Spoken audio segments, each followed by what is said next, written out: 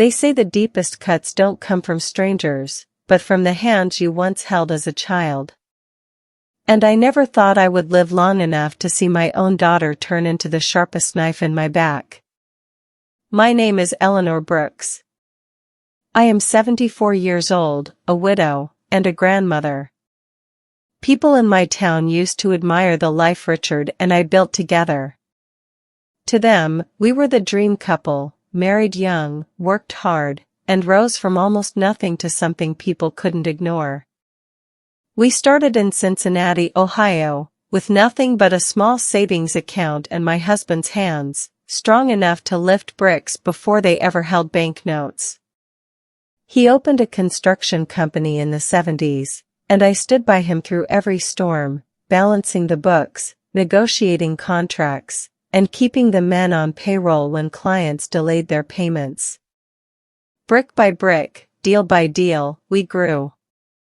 But before I continue, I want to mention that my channel is having a $200 giveaway to celebrate our subscribers. I can hardly believe so people are interested in this old lady's stories. To participate, it's simple. Subscribe to the channel, hit the notification bell, like this video, and leave a comment telling me where you're watching from, a little about yourself, or share a beautiful story. I'd love to know who you are. Now, let's get back to my story. By the time Richard passed, our empire stretched beyond what either of us imagined: 7 rental properties, 3 office buildings, investments across the Midwest, and the mansion on the Ohio River where we raised our children. All told, it was worth over $50 million. But I never saw it as just money. To me, it was a story carved into every wall and beam, a story of sacrifice, loyalty, and love. That's why betrayal hurts the most. Because when you give your blood, your sweat, and your faith to something, you never expect your own family to try to steal it away. I have 2 children, Daniel, my youngest, and Rebecca, my eldest. Daniel is a gentle soul, a high school teacher in Dayton who never once asked me for a dime. He prefers chalkboards and students' essays over luxury and power. He tells me often, "Mom, your legacy is in people, not just in property." Rebecca was different. Even as a child, she wanted to be seen. Always the one demanding the bigger slice of cake, the newest clothes, the spotlight in every room. She loved to control, to win, to make sure her name was louder than anyone else's. When she grew older, she fell in love with the world of status, designer bags, flashy cars, and friends who only measured her by what she owned.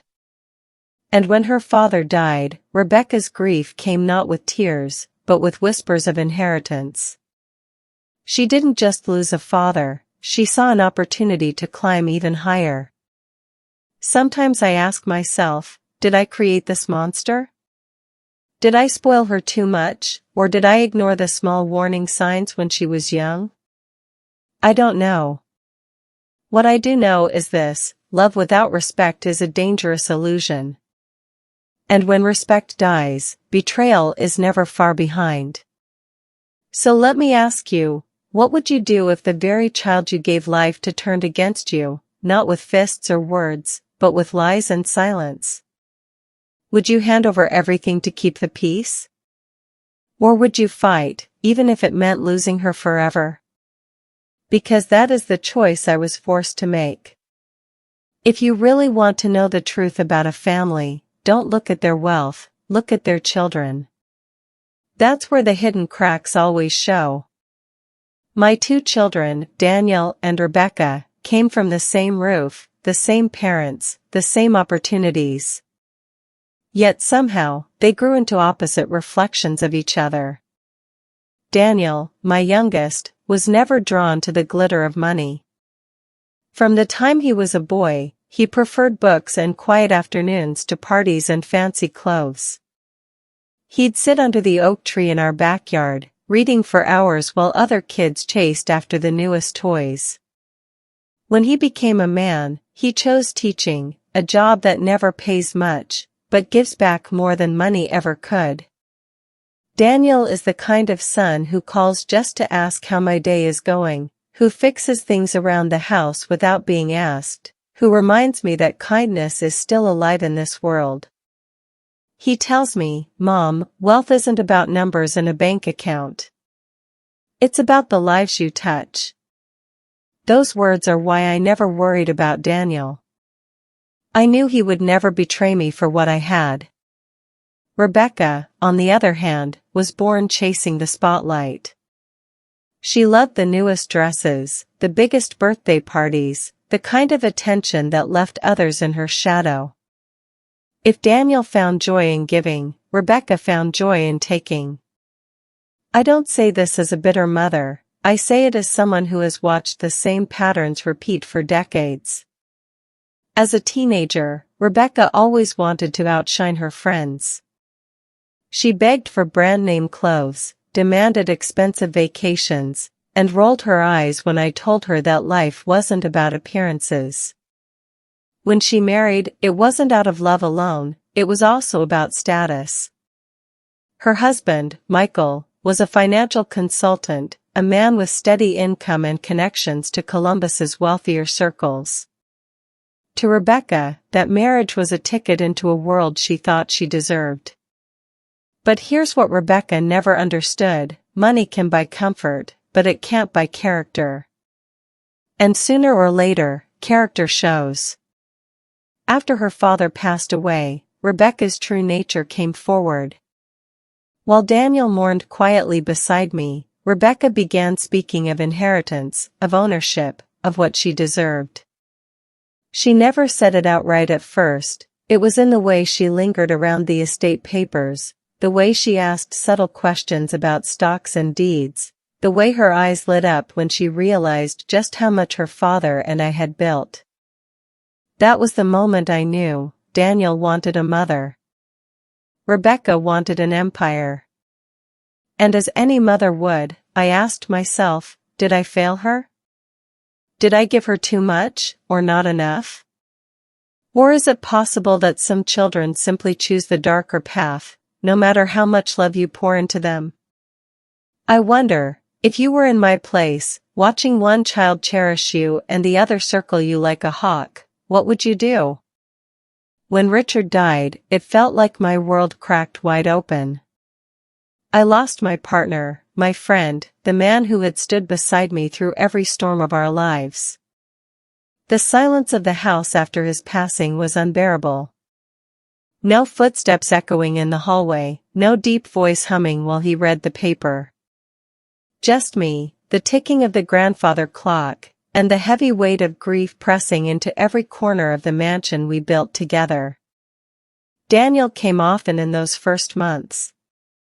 He sat with me quietly, bringing dinner from the diner down the street, making sure I ate even when I didn't feel like it. He would sit in Richard's old armchair, eyes lowered, as if he too felt the ghost of his father in every room. He didn't speak of inheritance, of money, of what came next. He just let me grieve. Rebecca was different. She cried at the funeral, yes, but her tears dried quickly. Before Richard's grave marker was even placed, she began circling the estate like a hawk. She asked questions that felt less like concern and more like calculation. "Mom, do you know where Dad's stock portfolio is? Did he keep all the account numbers in one place? Mom, you shouldn't stress about the properties. You're too old to deal with tenants and taxes. Don't you think it would be easier if I handled it for you?" At first, I dismissed it as her way of coping. Everyone grieves differently, I told myself. Maybe her obsession with finances was her way of staying busy, of avoiding the pain. But deep down, I knew better. I overheard her one evening after the funeral, whispering to an aunt in the kitchen. She thought I couldn't hear, but walls in this house have ears. "She's not going to manage this much longer. I'll make sure I'm the one in charge." It's what Dad would have wanted." Her words were sharp, almost triumphant. Not the voice of a grieving daughter, but the voice of someone already plotting her next move. It cut me deeper than the cold November wind outside. I realized then that Rebecca wasn't just impatient, she was entitled. She believed everything Richard and I had worked for belonged to her, not because of love or duty, but because she thought it was her birthright. I tried to talk to her once, gently. I told her, "Rebecca, the estate isn't a prize to be won. It's your father's legacy, and it has to be protected." She smiled, that rehearsed smile of hers, and said, "Exactly, Mom. And who better to protect it than me?" It wasn't a suggestion. It was a declaration. From that day on, I saw Rebecca in a new light. She no longer came by just to bring me dinner or to sit with me in my grief. Every visit had an agenda. She pressed me to sign papers, to let her handle things, to relieve me of the stress. She treated me less like a mother and more like a client she was trying to corner. And in those moments, I began to feel something I never thought I'd feel toward my own child: fear. Because love, when twisted by greed, can turn into something unrecognizable. Tell me, have you ever looked at your own child and wondered if they saw you as a parent, or just an obstacle in their way? Grief is supposed to bring families together. That's what I always believed. But the first Thanksgiving after Richard's death taught me just how wrong I was. I remember waking up that morning, the Ohio River glittering outside my window, the smell of cinnamon rolls filling the kitchen. Thanksgiving had always been my favorite holiday. Not because of the food, but because it was the one time everyone gathered under my roof, children running through the hallways, cousins laughing around the table, Richard carving the turkey with that little twinkle in his eye. That year, I baked pies anyway, as if muscle memory might bring back what I had lost. I set the table with the good china, the silverware Richard and I bought on our 10th anniversary. I even ironed the tablecloth, smoothing every wrinkle with hands that trembled more than they used to. But the phone never rang. No car pulled into the driveway. No knock at the door. Hours passed, and silence became my only guest. It wasn't until the next day that I learned the truth. A neighbor mentioned it casually, not realizing the knife she was twisting into my heart. "I saw your daughter yesterday. Rebecca threw quite the dinner at her new house in Columbus. The whole family was there. Looked like a real celebration. The whole family. Except me." I froze. At first, I thought there had been a mistake. Surely someone would have told me. Surely my own daughter wouldn't leave me sitting alone on Thanksgiving while she played hostess to my siblings, my cousins, my grandchildren. But when I called Rebecca, my voice shaking, she answered with chilling calm. "Mom, I just thought you needed rest. Besides, it's complicated when you insist on holding everything over my head. The family feels tense around you." Those words still burn. She didn't just exclude me, she painted me as the problem. As if my very presence made everyone uncomfortable. That was the first time I realized she wasn't just ignoring me. She was erasing me.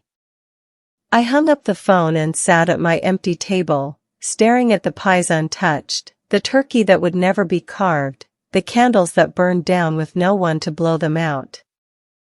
And for the first time in my life, I felt truly invisible. I wanted to scream. I wanted to drive to her house and demand answers. But instead, I sat in silence. Because deep down, I knew the truth, this wasn't about me needing rest. This was about control. Rebecca wanted me to feel alone. She wanted me desperate.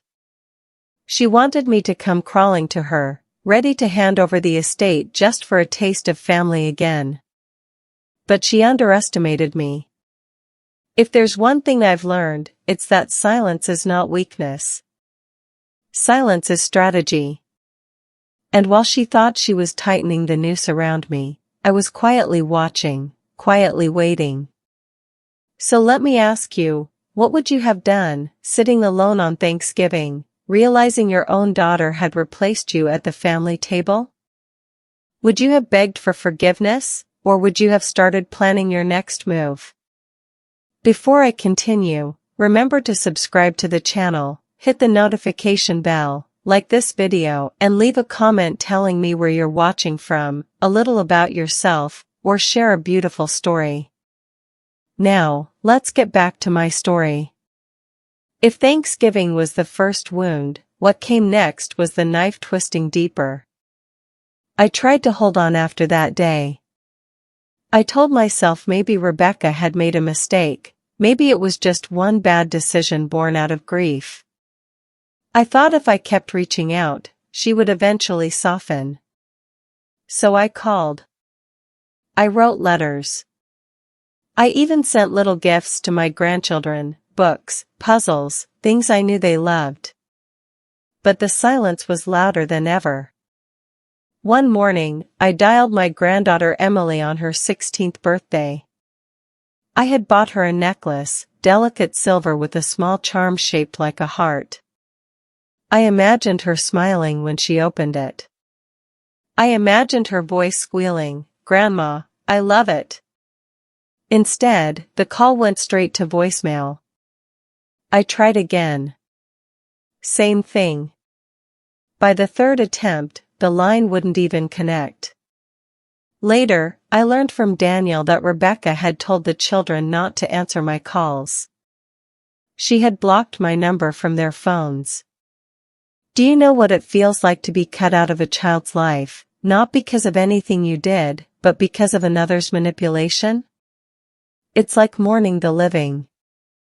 You see their faces in photographs, you hear about their milestones through whispers, but you are barred from being part of their story.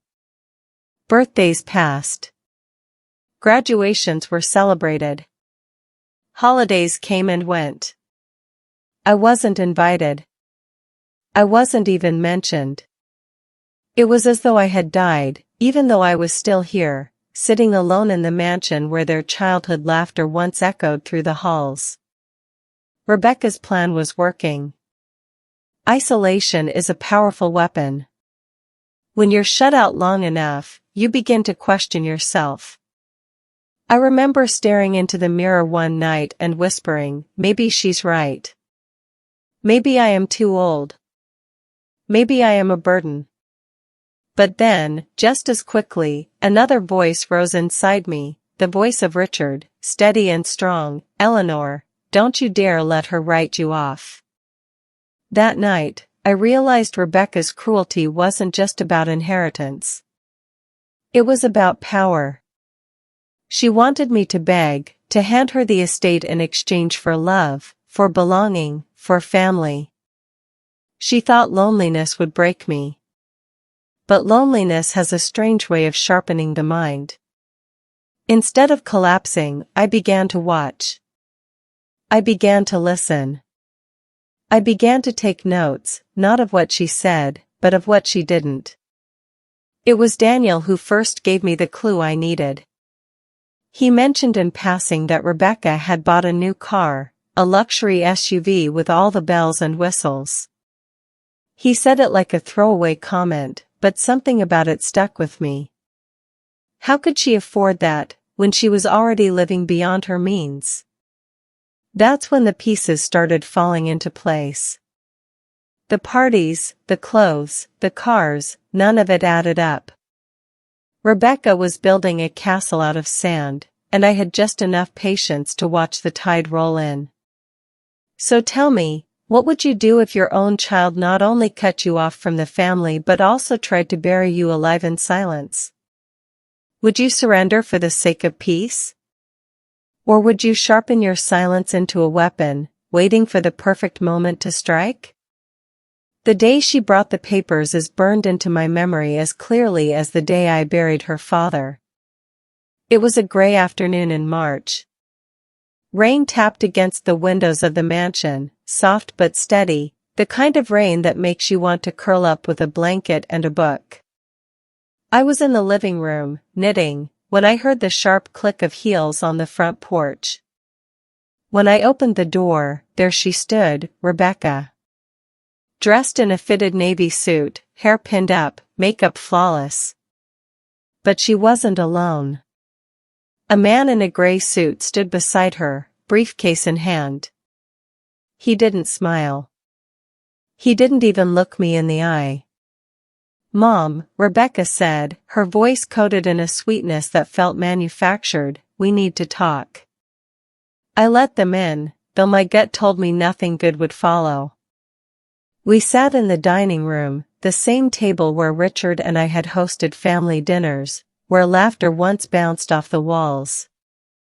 Now, the air was heavy, cold, hostile. Rebecca wasted no time.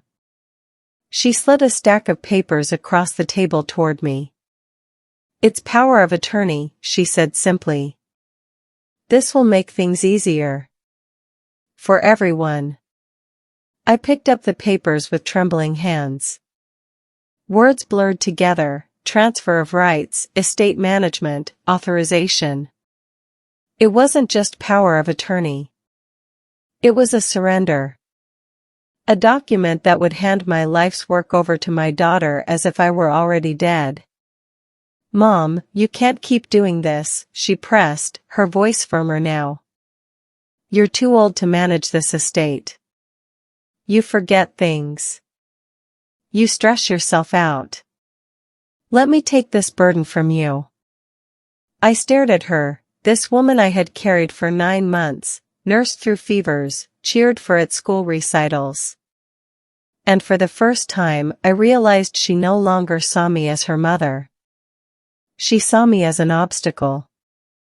"I'm not signing this," I said quietly, placing the papers back on the table. Her smile faltered, replaced by a flicker of frustration.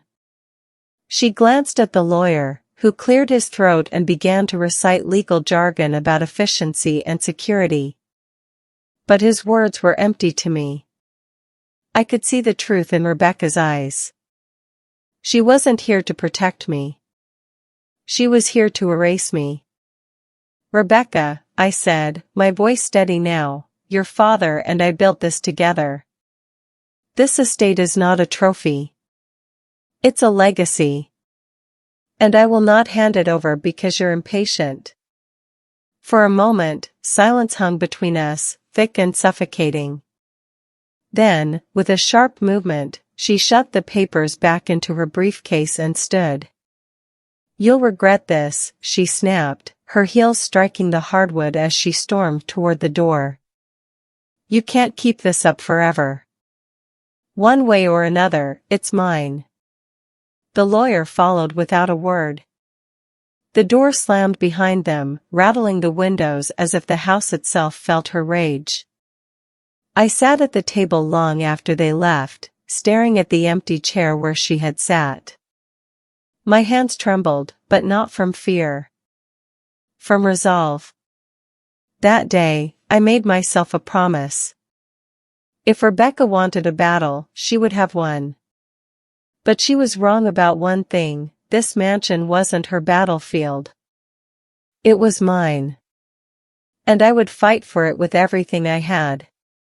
"So tell me, what would you have done?" staring into the eyes of your own child as she tried to strip away everything you and your husband had built. Would you sign out of fear? Or would you stand your ground, even if it meant declaring war on your own blood?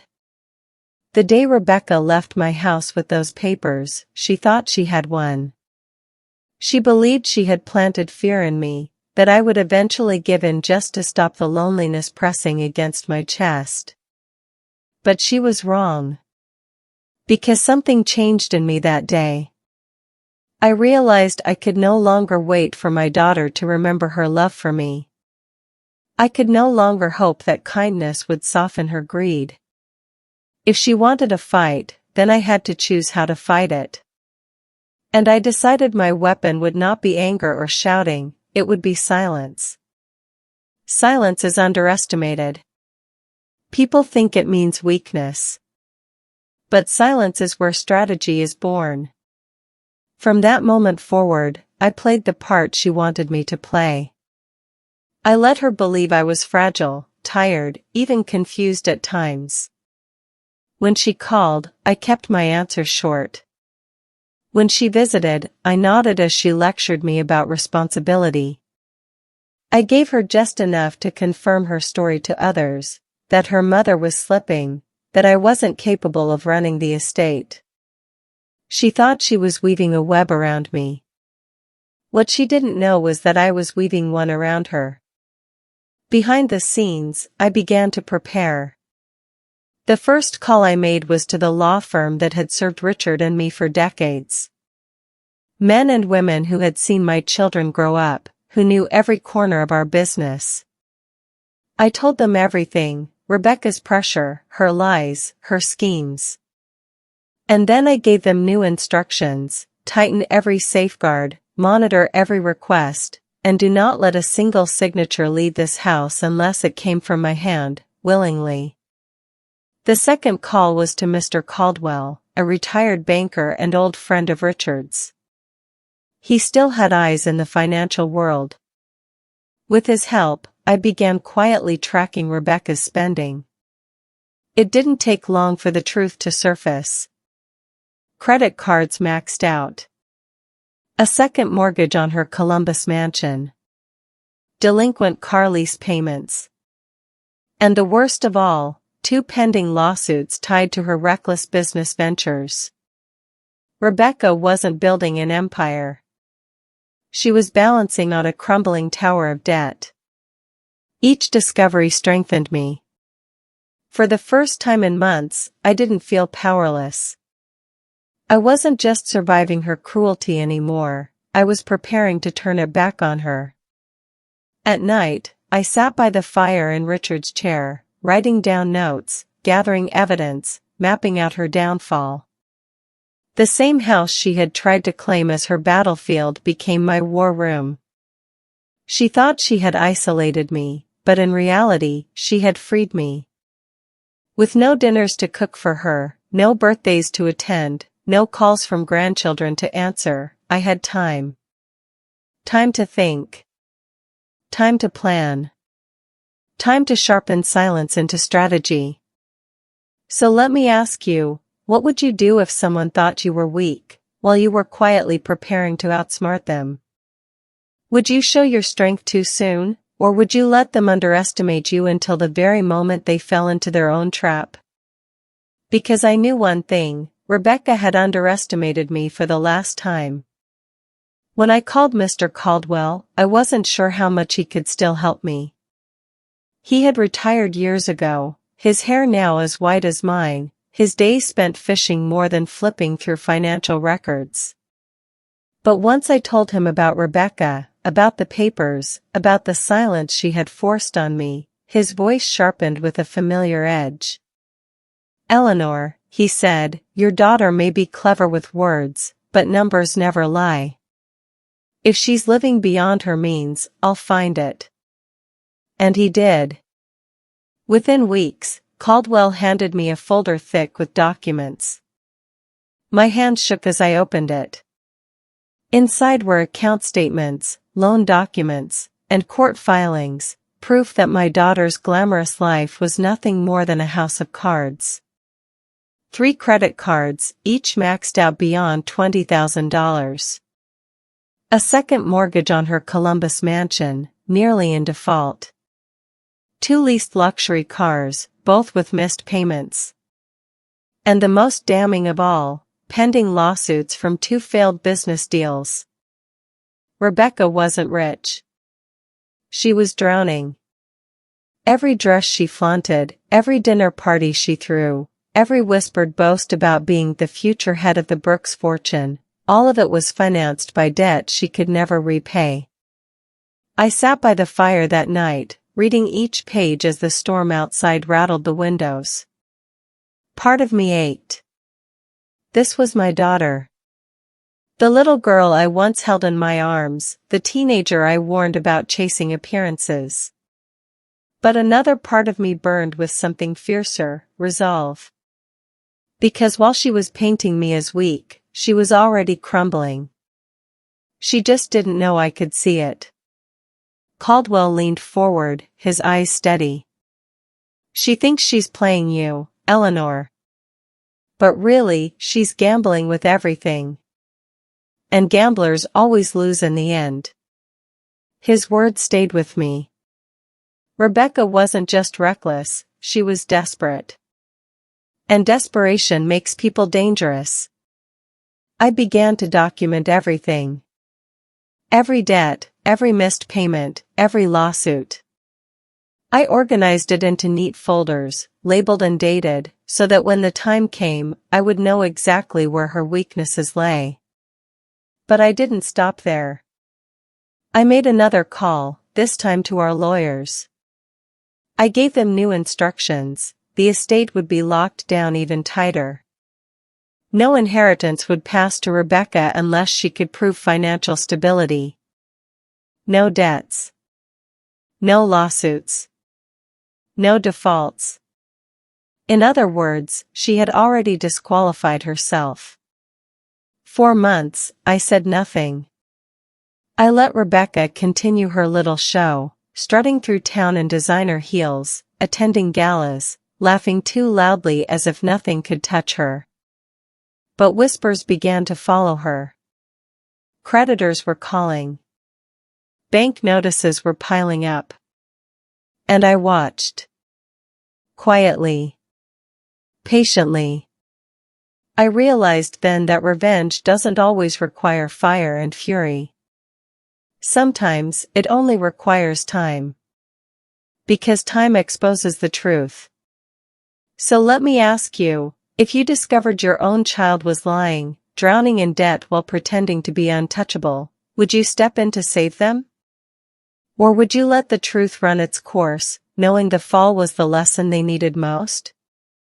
Sometimes, life sends help from the unlikeliest places. Mine came from the man who once promised to love and protect my daughter.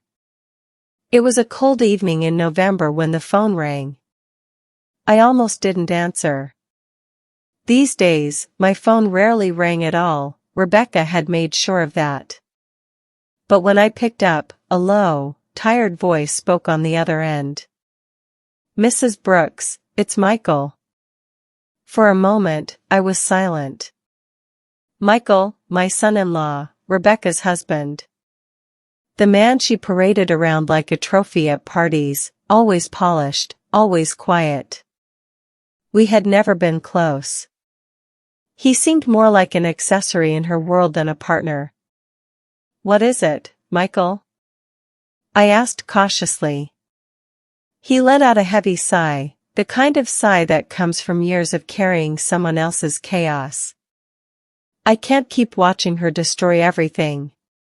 She doesn't listen to me, and I know she's been plotting against you. I don't want the money. I just want out. But before I go, you should know the truth." My heart pounded. What truth? That's when he told me everything. Rebecca's debts were worse than even Caldwell's files revealed.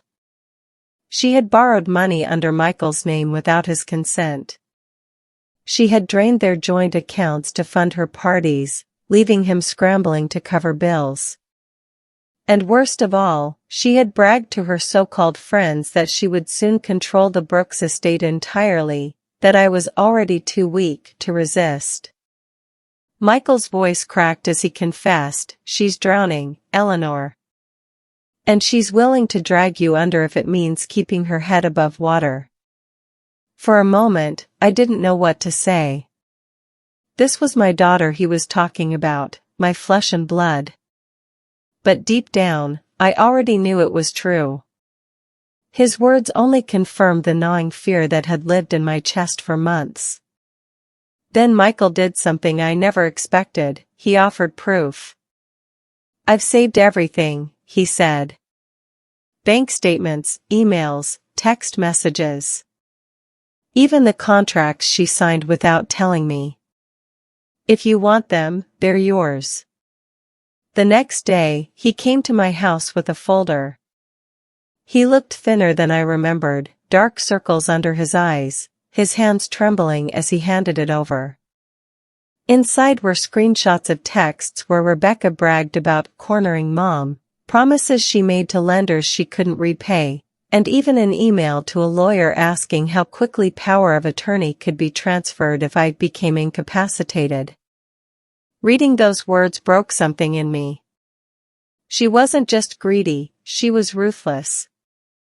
She wasn't just planning to take the estate, she was planning to erase me entirely. Michael lowered his head. I'm filing for divorce. I can't keep living like this. But I didn't want to leave without warning you. You deserve to know what she's really capable of. I placed a hand on his arm. Thank you, Michael. You've given me more than proof, you've given me clarity. When he left, I sat at the dining room table with the folder in front of me, the house quiet except for the ticking clock. My heart hurt, not just for me, but for the girl I once knew, the daughter who used to hold my hand on walks, who once whispered secrets to me at bedtime. Where had that child gone? But then I reminded myself, the woman Rebecca had become was not that child anymore. She had made her choices. And now, she would have to face their consequences. So I ask you, what would you have done if your own son-in-law came to you, exhausted and broken, and handed you the evidence that your daughter was planning your downfall? Would you confront her? Or would you keep it close, waiting for the perfect moment to strike? By the time Michael left my house that evening, I knew I had everything I needed. Proof of Rebecca's lies, confirmation of her debts, and a folder full of her own words plotting against me. She thought she was the puppet master, but she didn't realize she had already tangled herself in her own strings. That night, I sat by the fireplace in Richard's chair, the folder open on my lap. I stared at her messages, her schemes, her arrogance bleeding through every line. Mom won't last much longer. Once I have power of attorney, the estate is mine. She thought she was clever. But cleverness without wisdom is just arrogance wearing a mask. I knew then that it wasn't enough to simply resist her. I had to make sure she could never touch the estate, not now, not ever. The next morning, I called my lawyers. They knew me well, had worked with Richard and me for decades, and they listened in silence as I laid out everything Michael had revealed. When I finished, my lead attorney, Mr. Grayson, leaned forward and said, "Mrs. Brooks, if you're ready, we can put safeguards in place that your daughter will never be able to undo." And that's exactly what we did. First, we rewrote the trust. The inheritance clauses became tighter than steel. No heir could inherit if they had outstanding debts, pending lawsuits, or bankruptcies. Stability and responsibility were the new requirements. Rebecca didn't know it yet, but she had already failed every test. Second, we created a backup plan for the estate. If Rebecca tried to challenge the trust in court, control of the assets would automatically shift into the hands of an independent trustee, a man loyal to me, not to her. Finally, I made a move Rebecca would never suspect. I quietly purchased part of her debt through an anonymous LLC. The very loans she used to finance her mansion and her cars? Some of them now belong to me.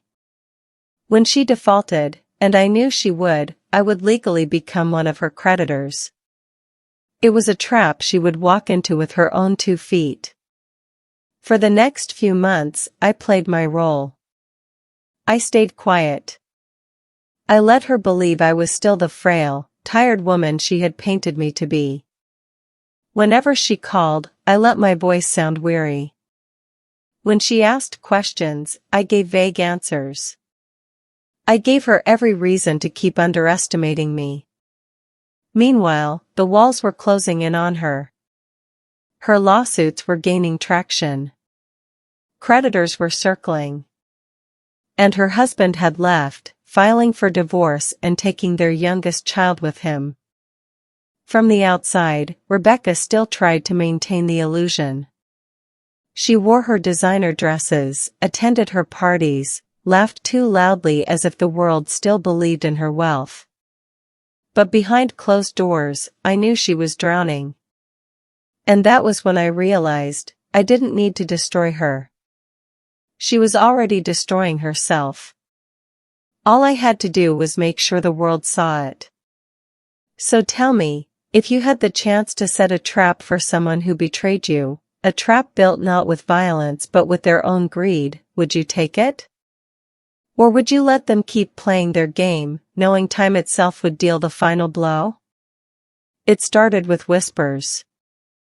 At first, Rebecca still strutted around Columbus as if she were royalty. She wore her designer gowns, hosted cocktail parties, and bragged about being the future head of the Brooks fortune. She told her circle of friends that soon the estate would be hers, that I was too frail to resist. But beneath the glitter, cracks were spreading. Creditors were calling. Lawsuits were stacking. Her cards were being declined at high-end boutiques. The woman who once sneered at anyone who questioned her wealth was suddenly asking to put it on hold or try another card. And people noticed. One evening, I heard from an old acquaintance who had attended one of Rebecca's galas. "Your daughter looked desperate," she said. She laughed too loudly, drank too much, and kept promising everyone she had big deals on the way. But the room didn't buy it. The illusion was breaking. I knew it was only a matter of time before the world saw what I already knew, that Rebecca's empire was built on sand. Then came the foreclosure notices.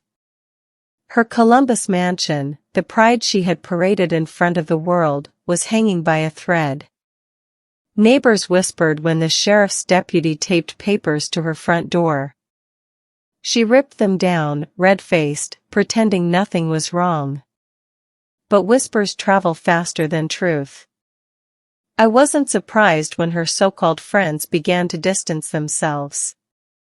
The same women who once clinked champagne glasses with her now avoided her calls.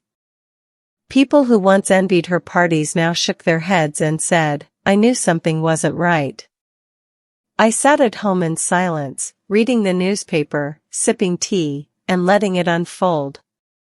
Not a single word of mine was spoken against her. She didn't need me to expose her, she was exposing herself. Still, the cruelest cracks weren't financial. They were emotional. Her children, once shielded from me, began to see the truth for themselves. Emily called me late one night, her voice trembling. "Grandma, Mom says everything is fine, but I don't think it is. People are saying we might lose the house. Is it true?" My heart broke hearing her confusion. I wanted to rush in and save her, to shield her from the storm her mother had created. But I knew this was part of Rebecca's unraveling, her lies catching up to her, her family seeing her mask slip. All I could say was, "Emily, no matter what happens, you'll always have a home with me." When I hung up, I sat by the window, looking out at the river. I realized then that Rebecca's plan to isolate me had failed. The very grandchildren she tried to keep from me were finding their way back. Not because of anything I did, but because truth always makes its way through cracks. Rebecca thought silence would weaken me. But now, silence was her undoing. So let me ask you, what would you do if the person who betrayed you was finally being exposed, not by your hand, but by their own mistakes? Would you step in to stop their fall? Or would you let gravity finish what they started? The phone rang late one evening. For months, Rebecca's voice had been absent from my life. Every call I received was either from Daniel or a bill collector hunting her down. So when I saw her number flash across the screen, I froze.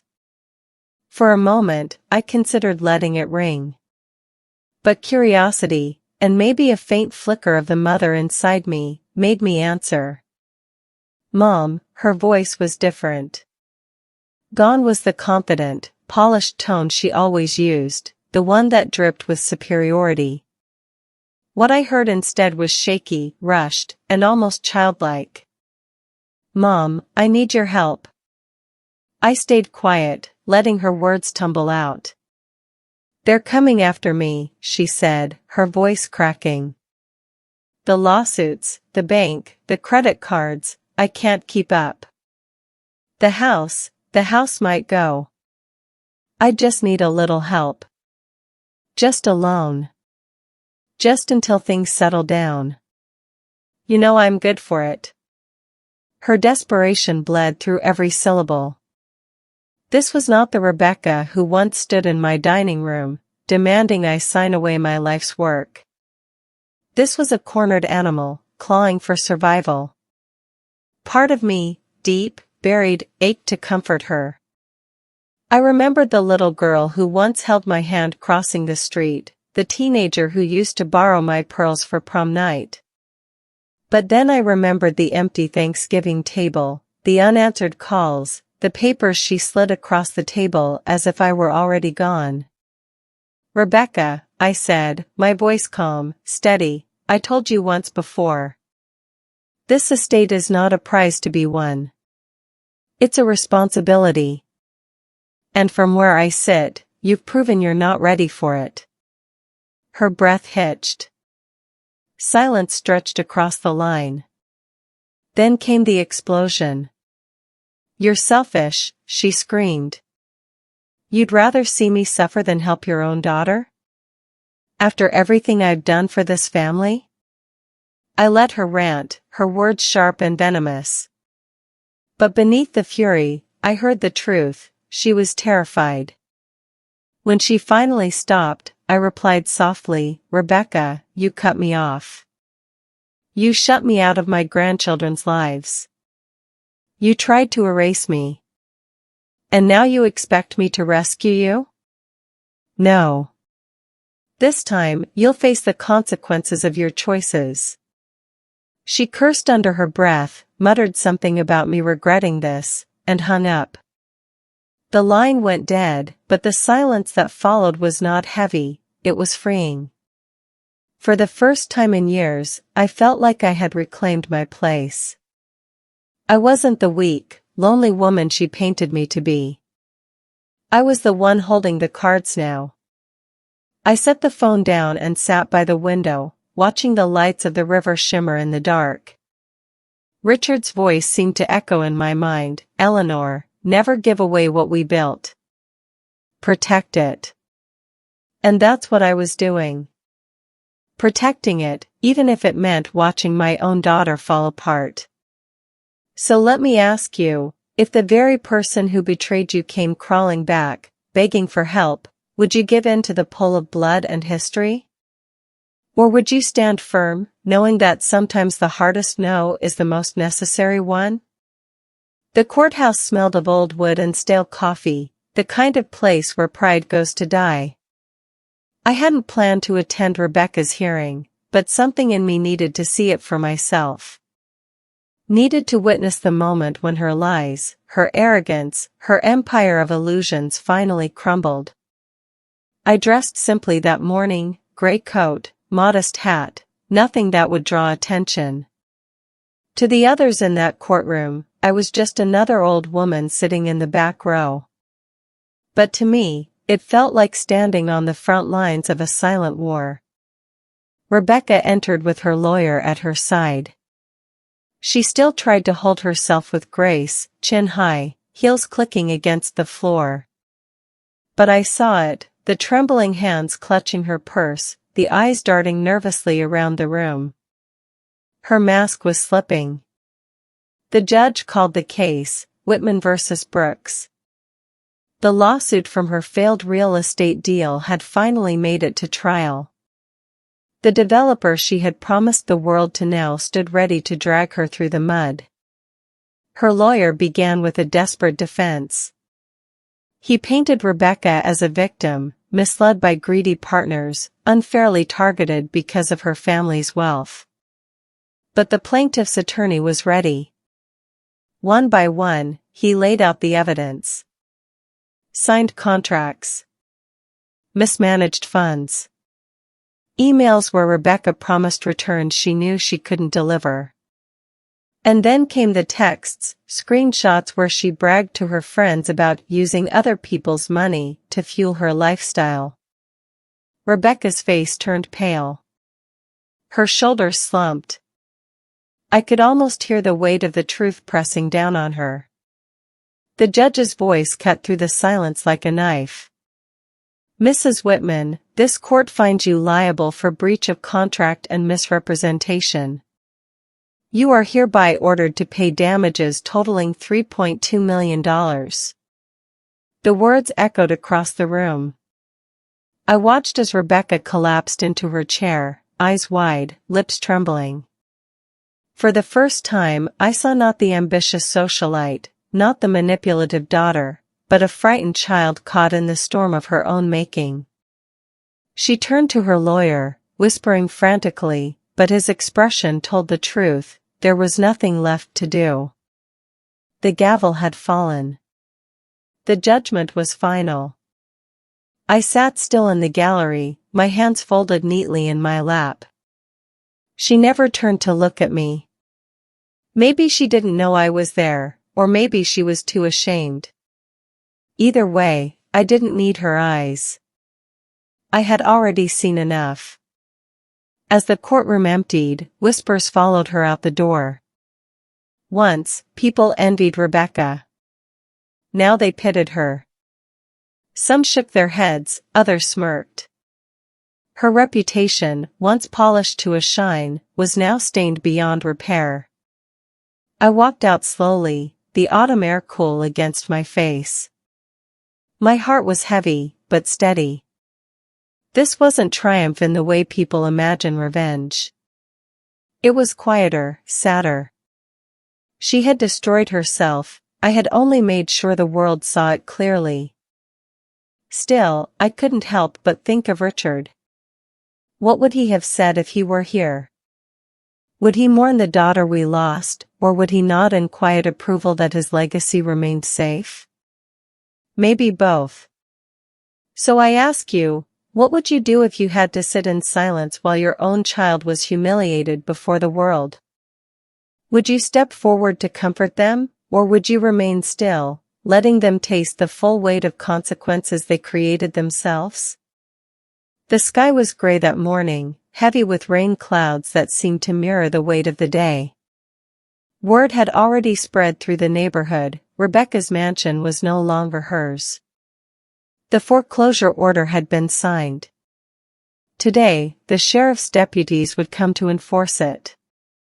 I didn't need to be there. But something in me needed to see it with my own eyes.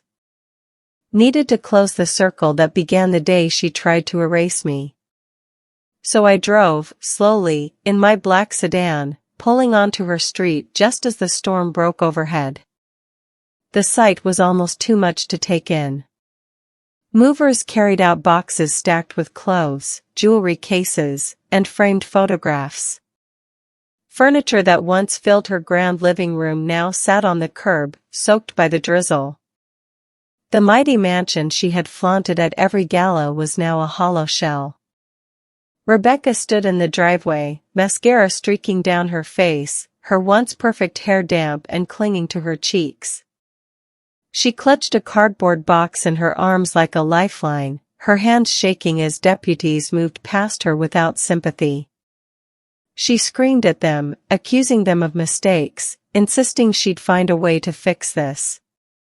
But the law doesn't bow to tantrums. Not when the papers are signed, sealed, and stamped. Neighbors watched from porches and windows, their whispers almost louder than the rain. Some filmed with their phones, capturing the fall of the woman who once boasted she was untouchable. The same neighbors who envied her parties now smirked as she was forced into the same humility she had denied others. Her children stood awkwardly to the side. Emily hugged her younger brother, both of them pale with confusion and fear. Michael, her ex-husband, arrived only long enough to take the youngest child by the hand and lead him away. He didn't look back. Rebecca was left standing alone, surrounded by possessions that meant nothing now. I drove slowly past, my window cracked just enough to hear her cries. She didn't see me. Or maybe she did, and she chose to look away. Either way, I didn't stop. I didn't roll down my window. I didn't offer her a ride. Instead, I whispered to myself, "You cut me off, Rebecca." But I was always one step ahead. The rain fell harder as I turned the corner and left her behind. For the first time in years, I felt the strangest mix of sorrow and release. This wasn't triumph. It wasn't gloating. It was the quiet satisfaction of knowing I had survived her storm, and she had been undone by her own greed. The mansion she once claimed as her empire was gone. The family she tried to control was gone. And the power she tried to steal from me had slipped through her fingers like water. So let me ask you, if you had to watch your own child be stripped of everything they once held dear, would you stop to comfort them? Or would you drive on, knowing that sometimes the harshest lessons are the ones we must let our children learn on their own? They say revenge tastes sweet, but no one ever tells you about the bitterness that follows. I had one. The estate was safe. My husband's legacy was intact. Rebecca had been exposed for what she was: reckless, greedy, desperate. She was evicted, bankrupt, and left to face lawsuits she could never escape. To the world, it looked like justice. To me, it felt like survival. But when the storm settled, when the papers were signed and the movers gone, I was left with silence again. Only this time, it wasn't the silence of loneliness. It was the silence of reflection. People assume revenge is glamorous, like in the movies. But in reality, it leaves scars no one can see. I had lost more than just trust in Rebecca. I lost years of connection with my grandchildren, years of laughter at birthdays, holidays, and graduations. Even as they slowly found their way back to me, I knew those lost moments could never be replaced. I also lost the daughter I once knew. Not the grown woman who lied and schemed, but the little girl with pigtails who used to climb into my lap and ask me to read her favorite book again and again. That child was gone forever. And perhaps the hardest truth of all, I had to accept that my love was not enough to save her from herself. Rebecca's plan backfired because greed always devours its master. But even as I stood victorious, there was a grief inside me, a grief that revenge could never cure. Still, I will not lie to you. A part of me felt powerful again. For so long, she had tried to convince the world that I was frail, senile, incapable of making decisions. She painted me as weak so she could climb higher. But in the end, my silence became my strength. I didn't need to raise my voice. I didn't need to throw plates or beg her to love me. I simply outlasted her. I tightened the trust, purchased her debts, and let her arrogance push her over the edge. When neighbors whispered that Eleanor Brooks was too old to manage the estate, I smiled quietly, knowing I had outsmarted not only my daughter but everyone who doubted me. Power doesn't always come from youth or money. Sometimes, it comes from patience, from strategy, from knowing when to move and when to wait. And I had waited just long enough for her downfall to right itself. But power is not the same as peace. Because despite everything, despite the lies, the lawsuits, the silence, she is still my daughter.